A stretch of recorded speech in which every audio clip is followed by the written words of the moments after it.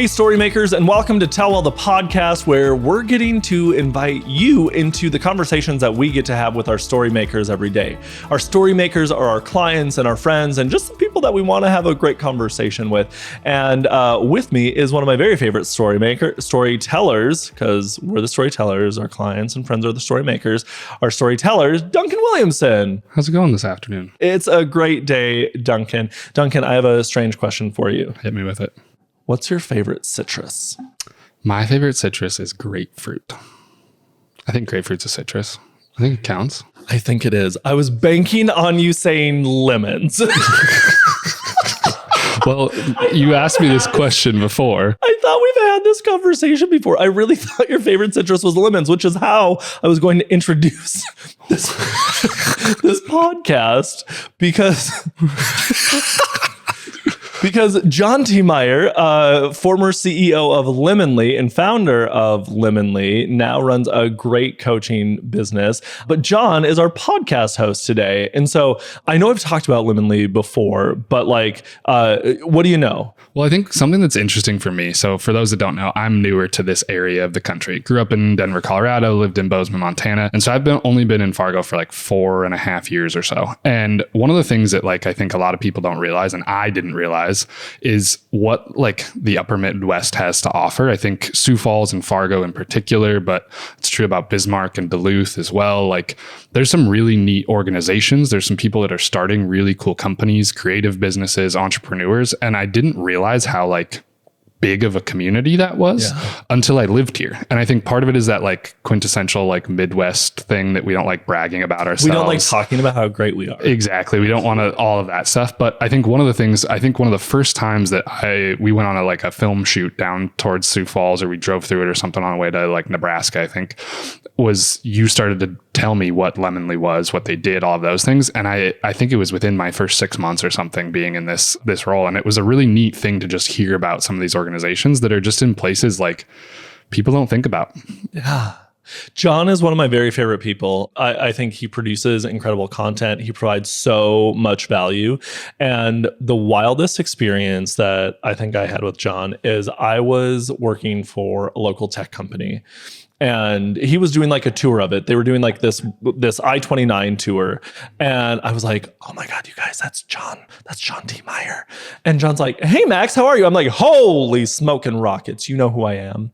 And he's amazing at bridging the digital physical connection. So we'd been connected on LinkedIn for forever. And so it was so fun to get to sit down with him and chat with him about coaching, about where he is now, about the transition from Lemonly into coaching life. And it's a really great conversation that honestly, pull out a notebook and jot down some notes, because you're going to take some really, really good nuggets of wisdom.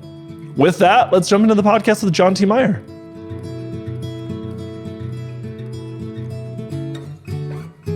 Hey, Storymakers, we're here with John T. Meyer. John, how are you? I'm doing well, Max. Thanks for having me. A little merge of the Dakotas here. I love it. North and South together again. We were just reminiscing a little bit. I remember one of the first times that I met you in person after having seen you do some things on stage. And I think you were on stage at ODA. I remember going to ODA. I was never an official speaker. Got it. Maybe you were just 1 million cups. I went to Fargo 1 million cups. Yeah. But I remember you being an influencer enough that people would just kind of flock around you at these events. And that was back in my healthcare days. So, but I remember specifically you were up in Fargo. I think it was probably when you were speaking at 1 million cups. And you had popped into my old workplace, which was Myriad Mobile at the time, now Bushel. Yeah. And there's just John T. Meyer roaming the hallways. And I was like, oh my God, it's John.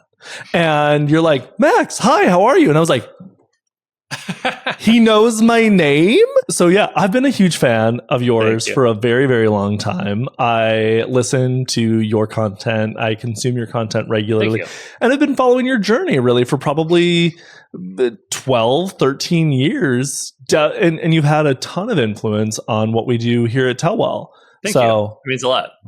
Yeah, I'm a better faces than names person, but I was glad that apparently on that day I was able to put both together. And that means a lot. I'm glad you told that story because, I think everybody wants to be noticed and wants to be remembered. And I think if you are a person who wants to be a connector, that's part of your job, right? To be like, to reach out to people and make them feel special on that day. And so I didn't know that, but I'm glad that it worked. So, John, we have been at Tellwell, we were really inspired by a lot of the work that you did at Lemonly and some of the iterations that you've been through. And so for the listeners today, the nonprofit leaders, the small business owners, can you just kind of give like the 2 or 3 minute background on how did John get to where he is today? Yeah, so I grew up in Brookings, South Dakota, college in Luther College, and I always joke I was a communication major, which is short for like, I don't know what I want to do when I grow up. I was a theater kid in high school, debate, choir, played sports, all the things. And I remember when I graduated with a liberal arts degree, I was like, crap, what do I do with this? Like, what do I know? The one thing I remember is like the medium is the message. Marshall McLuhan said that. But as I moved further along in my career, what did I do in a liberal arts school and a communication major? Like I worked in a lot of groups of people, like in projects. I wrote a lot of papers and I gave a lot of presentations.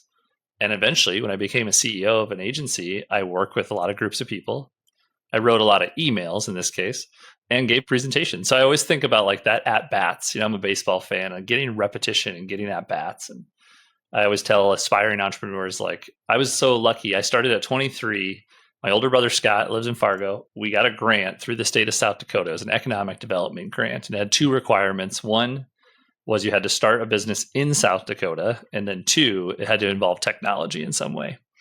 So truthfully, we thought, well, we'll go home. We'll kind of get the money, start the company, and then we'll bail. Because I was living in Minneapolis. Scott was living in Norway. And then it turns out economic development works. Like we got a couple clients. We hired an employee. Scott got a girlfriend, now his wife, and that little idea, which was a company called 9 Clouds, led to another company called Lemonly. And today those 2 companies employ, 40 people and they, good paying South Dakota jobs. And so it worked in terms of economic development. I will say the lesson on 9 Clouds was 2009. And we were teaching businesses like, we kind of realized, oh crap, I don't think South Dakota businesses realize the power of these social media tools. Facebook had just gotten off of college campuses. Twitter was a pretty brand new thing. YouTube, the number 2 search engine, right? And people just didn't know this. The downside of that business idea is we had to do a lot of education before we could ever sell. Like I'm sure you guys offer social media or content as services at Tellwell. People know they need it in 2024. 2009, they didn't even know what the heck it was. They were like, well, we do yellow pages. So that was a tough business because you had to educate before you could sell. And guess what? We were also brand new, terrible entrepreneurs. It was like $200 a month and we'll do all your stuff. It just wasn't a good business model. But from that, so we had kind of like attention. It's like, oh, the social media brothers, but we didn't have focus. And like any good entrepreneur, you kind of chase what's working and then ditch what's not working. And our first employee, Amy, was a really talented designer from South Dakota State, and we were making some infographics. And this is like early 2011, late 2010. And we were like, man, these get way more page views than everything else we put out. Like, what if we just did that? And I think our lesson from 9 Clouds to Lemonly was like, be good at one thing, right? Be known for something. And that was this idea. Honestly, Lemonly started as a little project kind of underneath 9 Clouds and took off with so much traction that we pulled it out as a separate company and became Lemonly. And so that's probably my biggest thing that I've done in my career. So for 10 years, we grew a company called Lemonly to about 22 people, a few million in revenue. And we told the stories of some of the world's best companies. So Marriott, Netflix, and Google, and Major League Baseball, and typically through infographics and then a little bit through like animated videos, explainer type of videos. But the thread was designing clarity is what we said. And then I guess to wrap up in 21, I actually sold that company after a 10-year journey, which was, I always tell entrepreneurs, you can maybe resonate with this. Like it was wired in my brain that I had to get there as like a finish line to quote unquote win the game. I always tell people that is not true. Like you can have one company and do it forever. And that's pretty amazing actually. But I did kind of feel like I needed to do that. You sell this company, you get a big check, and then you're kind of sitting there like, now what? Now what happens? But I will say, like, it was good for me. It was my time. I didn't know what I was going to do next. I think a lot of people were like, oh, what are you going to do next? And I was like, I don't know. But I knew I had done everything I was supposed to do at Lemonly. So that's a good like decade span right there. That was a pretty impressive decade in about 3 minutes. So kudos to you. You've I think one of the things that I'm so delighted by, and one of the reasons that I've been following you for all these years, is that you're constantly iterating and you're constantly like developing new ideas, developing new processes. But I think the thing that is magical about you specifically is like you're not like harnessing them just for you.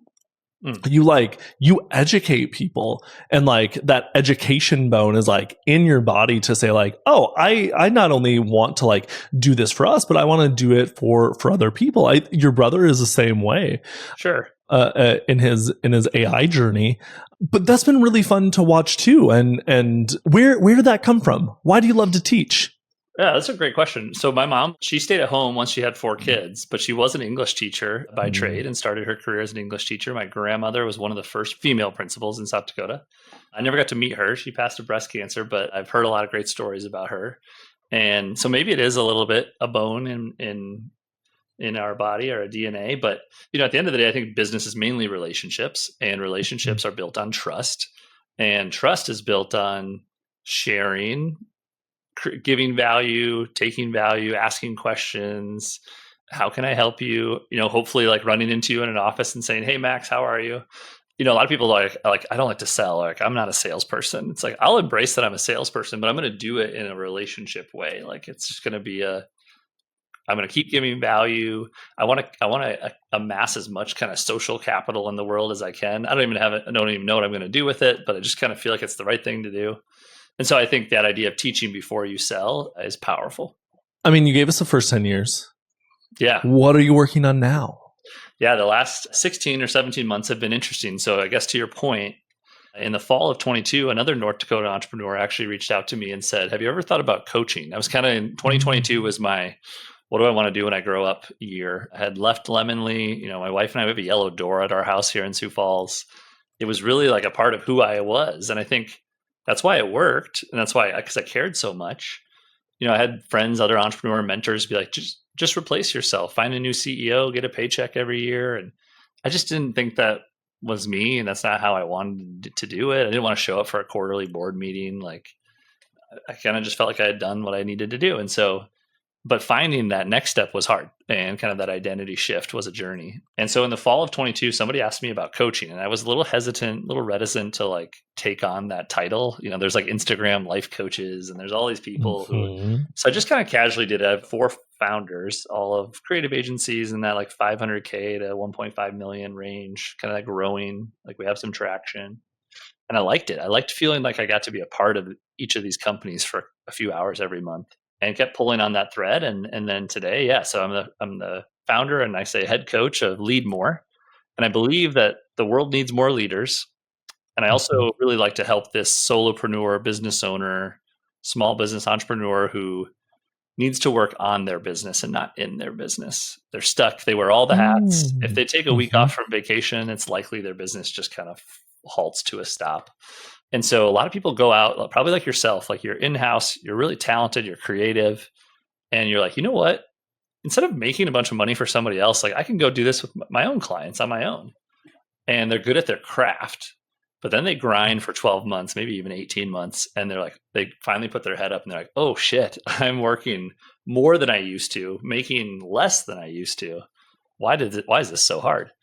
And I think what you've actually created is a busy job and not a company. And so those are the people I love to help. So that means a lot of things. Repeatable sales. It means maybe hiring a VA and delegating. It means working in your zone of genius. It means planning an ideal week. So these are all modules and things that I coach. But the problem is we spend too much time in the business and not on.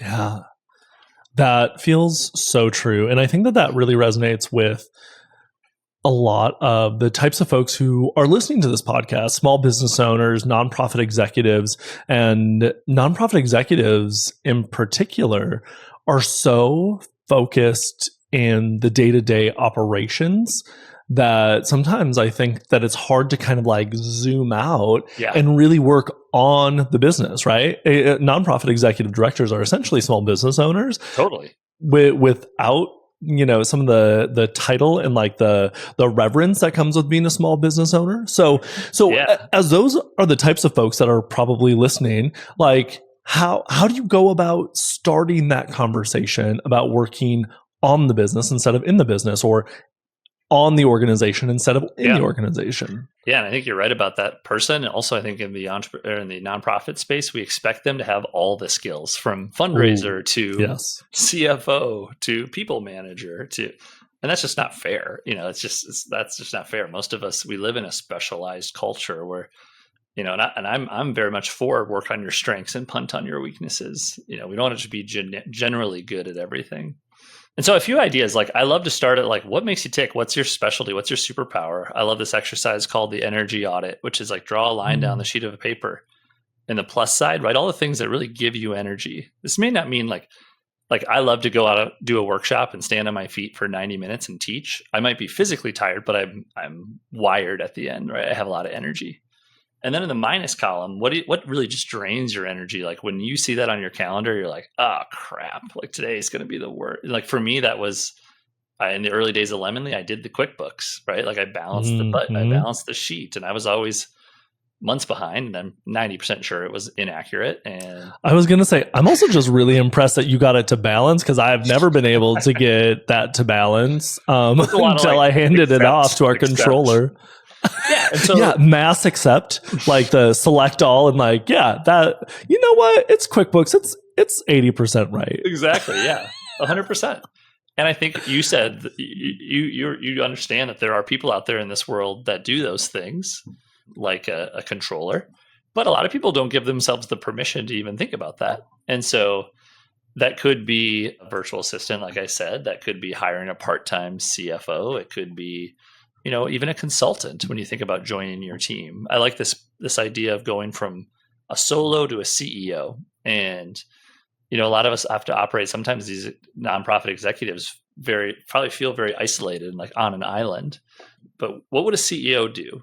Whether or not you resonate with that title, what would a CEO do? A CEO would play kind of at the pro level and find the best people at what they are and cast a vision. And I always say, your vision needs to be so big that everybody else underneath, that their vision can fit inside of it too, right? So you said you're 15 employees at Tellwell. Like, it's your job to make a vision so large for this organization that everybody feels like they can grow inside of it. And that's a hard thing to do. This has been a good lesson for me. Sometimes I think in the Lemonly days, I thought of our relationships as, you want a JPEG and we'll sell you this JPEG. And then we started thinking, no, what they really want is clarity. Like, we design clarity, where the JPEG is just the vehicle. And so now coaching is interesting because it's kind of a squishy thing. It's a little, you can't touch it as much. Even a JPEG, you can't touch it, but you can see it. It goes from your inbox to mine and on my computer. And so coaching, what I've realized now is one of my favorite exercises, like this before and after, of what does life look like before I work with Tellwell or before I coach with Lead More? And what does life look afterward? And so this would apply to a small business owner, but also to a nonprofit executive director. I always like to say the transformation happens at the transaction. So as soon as you swipe your card to work with me as a coach, like, you've already changed, because you've decided you're the type of CEO or entrepreneur who wants a coach. You've decided you want to level up. You decide you want to be held accountable. You decide that you want to raise your standards. Now it's my job to just deliver on that transformation. Like, you've already mentally made the transformation. And so that's an interesting thing, is like, I'm not selling a monthly Zoom call and some frameworks and guides and swipe files in an online like community where we can watch videos together. I'm selling like this transformation. And so if you're a nonprofit director or a small business, I think you should ask that question too. Like, I'm sure Fargo, just like Sioux Falls, so many great causes, so many places I could write a check, so many places I could volunteer or serve on a board. And so your job as an ED is to really cast like, why you, right? Why is there, what's transformation is going to happen? I appreciate that. And I think the thing that you really hit on within there is setting that vision for your organization and then inviting people into that story, really is what you're doing. The other thing that you mentioned in there is this idea of kind of mitigating buyer's remorse right off the bat, to say like, hey, you've already taken the first step. Like, way to go. Like, kind of like reinforcing that. Was that on purpose, or was that, is that by accident? Yeah, I think because coaching is less, like, I'm often people's first coach. And so I think they're not quite sure what they're investing in.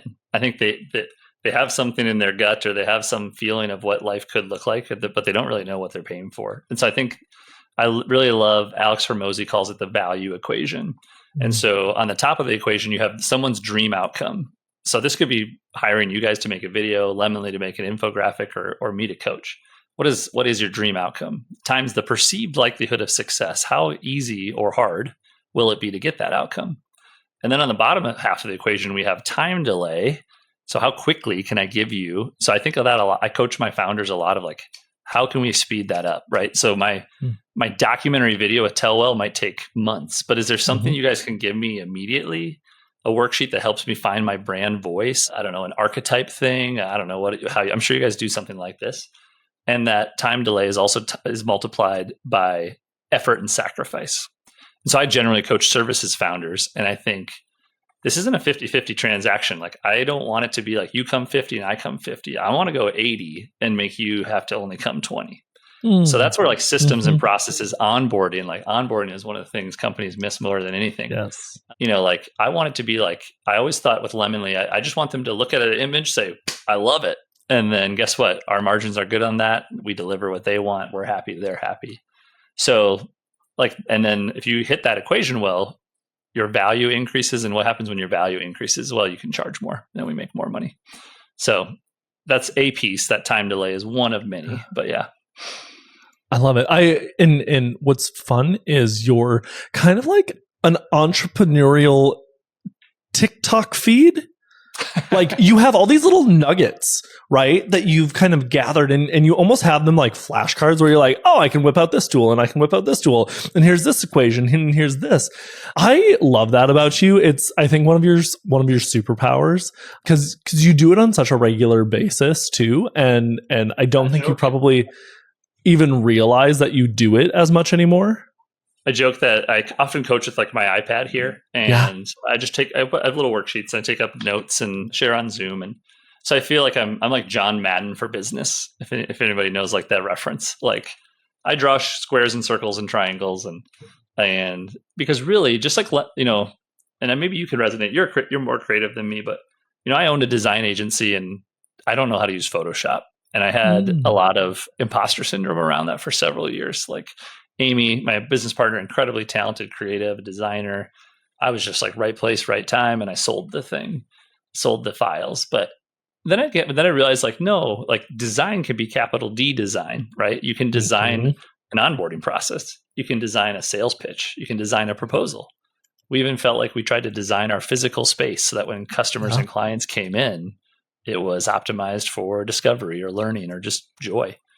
And so I think when you make those mental shifts, and I like that you called the superpower thing, like I think at the end of the day, I was just a cheerleader. Like I think CEO stands for cheerlead every opportunity. And so I think that's why I love being a coach, because it's most of us need somebody in our corner to cheer for us. And that's my job. Well, I think part of that too is having a cheerleader, even if, okay, I'm going to say this in an ugly way, even if you're like paying somebody to be your cheerleader, like it is really sometimes lonely in that CEO role, in that executive director role, because everybody expects you to have your shit together, when in reality, you're just making this stuff up like everybody else is, right? And I know I've run into that several times, especially in the last couple of years. And I think in our communities, Sioux Falls or Fargo, like, yeah, they're big, thriving communities, but they're still small towns. And so you do feel that pressure of like, kind of fake it till you make it. But who do you call when you're like ready to be like, I don't know how to do that? Yeah, that's a tough one for us to admit, our hardy Midwesterners, to admit that we don't know how to do anything. But I don't know, maybe you coach folks through this, but I know one thing, like, I have discovered the more I have let go and the more that I have trusted other people into their subject area expertises, whatever the plural of expertise is it just expert? It doesn't matter. But like the more that I trust them, the better the work gets. And the easier it is for me to just kind of focus on the couple of things that I do really well and letting them do the things that they do really well.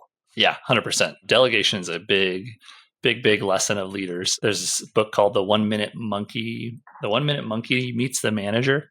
And it's this idea of like, we got to get the monkeys off our back and pass them on to other people. And it teaches about how to delegate, but don't be the person who hoards the monkeys, right? Don't be the hero, right? Let other people thrive, right? Like I think language is so powerful. And so at Lemonly, it was always we, it was always us, and it was always them and you, and never me or I. And I think that's just a good indicator of a strong leader, the words they use. And then I always say, like, learn how your people like to be praised. Some people really like public praise. Some people like more private praise. But when the unfair, yes, at the end of the day, the CEO goes home, and I often, I'm sure you do too, worried about, I got 20 mouths to feed and their families. And the bigger the thing got, like the more real it always felt. But I also got way too much like outsized praise for all the amazing work that my team did. Right. And so I was always trying to like pass that praise back. I'm rereading for probably the third time Unreasonable Hospitality. Oh, okay. I don't know this one. Oh, so I'm going to lose Will something. Anyway, he runs 11 Madison Park, considered to be one of the best restaurants in the entire world. And he talks a lot about, restaurateurs. They are usually the ones who get praised. And he really tried to like reposition that to, actually have it be the 23-year-old who has learned as much as he possibly can about their beer program and like, created the innovation of creating beer pairings and those types of things. And I really love that. I know we don't have a ton of time left together, but one of the things, as you were starting to talk about delegation, we've talked a little bit about empowering virtual assistants. And so I was wondering, can you talk a little bit about that? Yeah, you bet. So I first hired an executive assistant / kind of office manager at Lemonly in 2017. Emily, she's still there today, 7 years later. And I remember it being like, I had a coach, and my CEO coach told me like, are you doing $10, $100, or $1,000 task? And I kind of was like, oh gosh, I haven't thought about that. Like I would physically take all of our checks to the bank and deposit them because it felt good. Like it felt like, hey, we're making money. And I was like, that's probably a $10 task. I could probably delegate that. And then I was like, what's a $100 task? It's probably a lot of email. I mean, if you're listening to this and you spend a lot of your day in your Gmail inbox, like you're basically playing defense on your day, right? Like your email becomes everybody else's to-do list. You got to play offense with your time. And so that's a $100 task. And if you're really operating at a high level, a $1,000 task, when I was CEO of Lemonly, was probably a sales call. I would say like a big team meeting, even a one-on-one meeting, because those are so valuable. Or being like out on the stage in the community, like, doing that thing. And so ask yourself, like, which zone are you spending a lot of that time in? And so it started with the EA at Lemonly. And then after I sold Lemonly, I tried the virtual assistant route. And it's been just a game changer for me. I think I'm kind of operating more of the solopreneur world now. I work at home and kind of on the go wherever I'm at for that day's activity. And it's kind of like cloning yourself. Like I joke, like if typical CEO that I've talked to gains about 20 to 25 hours a week back of their time. And you start to think about those $100 or $10 tasks. And so for me, my virtual assistant in the Philippines, $1,200 a month, 40 hours a week. It's about $750 an hour. And that means she schedules and posts all of my social media, takes my calendar, schedules this podcast meeting, fills out W-9s. It's like, if you're willing to give up the inbox, it's a game changer. And there's so many different options. It doesn't have to be the offshore thing. I think you have a domestic person. I know there are specialists. You could do a video editor. You could do, I know one company places like spouses of military spouses as executive assistants because they have a spouse that's away from home and they have some extra time. And so like kind of leaning into this flexible world that we work in and using it to create more space. It's huge. So once again, as good Midwesterners, we don't like to give anything up.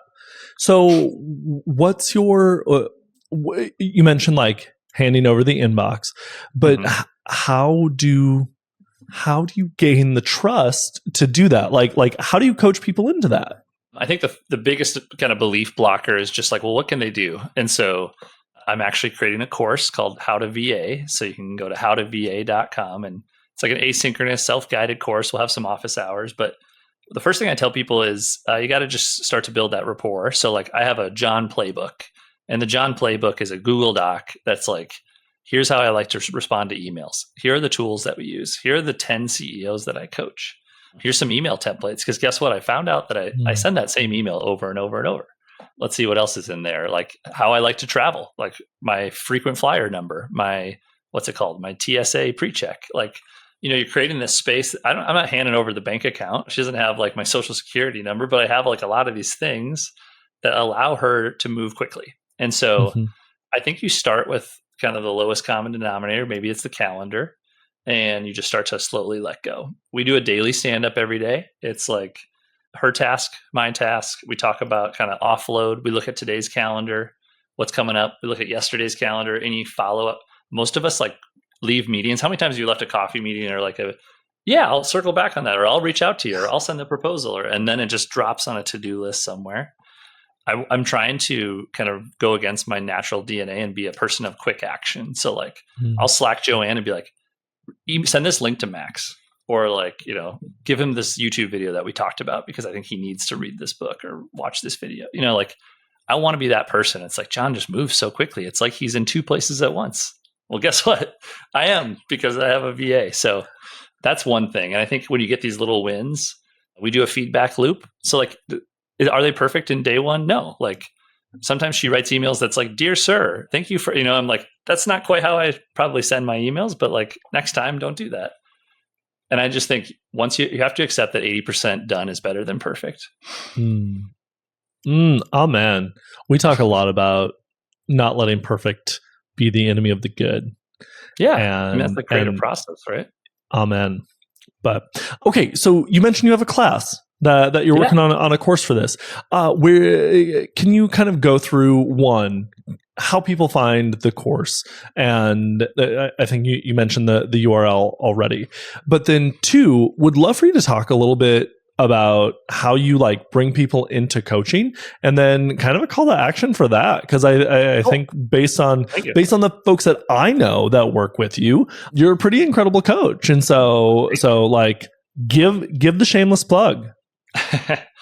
Well, you're right about bringing people into coaching. And so that's why I created this course, because I think in that spirit of before and after, in that spirit of transformation, what I found is one of the quickest wins that my founders, these solopreneurs or small business owners, can get is the VA. So that's why I built the course. Is like, if you do the coaching, get the course for free. If you're not sure yet, just start with this course. It's $297. It's going to launch I don't know when this podcast goes live, but May 24th it launches. And I'll do some office hours, but I thought, what are my email templates, that playbook that I mentioned? I'm giving that up. The daily stand-up agenda. What else do we have? I mean, Joanne's going to join us and do a Q&A about like how she likes to take instructions and feedback. And so I just kind of want to eliminate some of those belief blockers and give people permission. I think I teased you before we hit record. It's that Midwestern, like, I mow my own lawn and I do this, and like, I can't, the pride. It's okay to let go a little bit. So that's at howtova.com. And I'll even give your audience, if you use the promo code CEO, you don't have to be a CEO, but if you use the promo code CEO, it's 50% off. So that is meant to be that kind of gateway product, I call it. So that gets you into maybe my universe. Then I do 2 coaching programs. I have a group program and I have a one-on-one. So the group program is a 12-week program, and it's this operator to owner. So each week we have a very focused kind of curriculum, office hours. We have an online community. And the idea is, if you start as an operator, meaning you're probably working 40, 50, maybe 60 hours in your business, by the end of the 12 weeks, I want you to have Fridays off to work on your business. And like, you'll do the same amount of revenue, maybe more, in 4 days a week. And then one-on-one is more when you probably hit that 500K, $1 million plus, and you just want the more customized one-to-one coaching. So that's Leadmore. You can check all that out at leadmore.com. Amazing. John, any kind of final words of wisdom, piece of advice that you have for the audience? Maybe I'll say this because I think, people listen to your show and work with Tellwell because you guys appreciate the value of story. I think one of the big things I always coach is to folks to document, don't create. Like, document the journey. And so, yes, I recommend hiring creative agencies because they come with strategy and high quality and vision and purpose. But if you're sitting there as a nonprofit executive director or a small business owner, it's like, pick up that phone. And to your point of like, why do I like to share? It's like, I'm just sharing the journey. Like, I like doing it even if nobody listens. And I always think about, I can visually, I don't have a great memory, but I can remember sitting in this Shriver Square, our first apartment in 2009 with my brother. And we were in our like boxers, like eating our cereal and building this little company with our laptops. And I just always wish I had a picture. I have a mental picture, but I don't have a picture from that moment.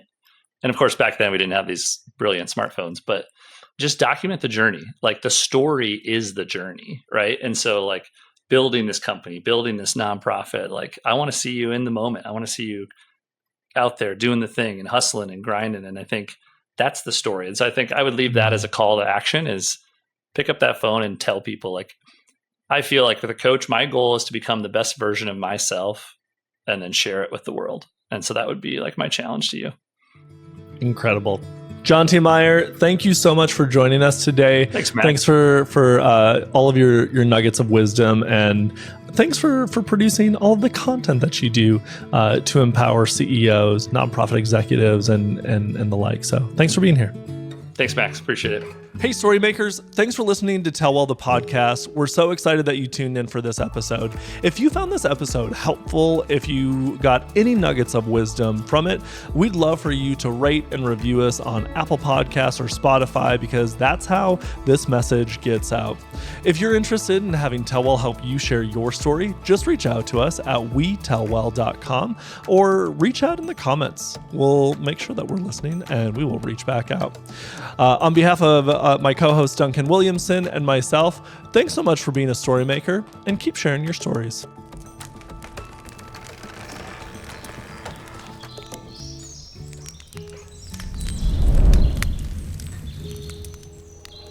If we hold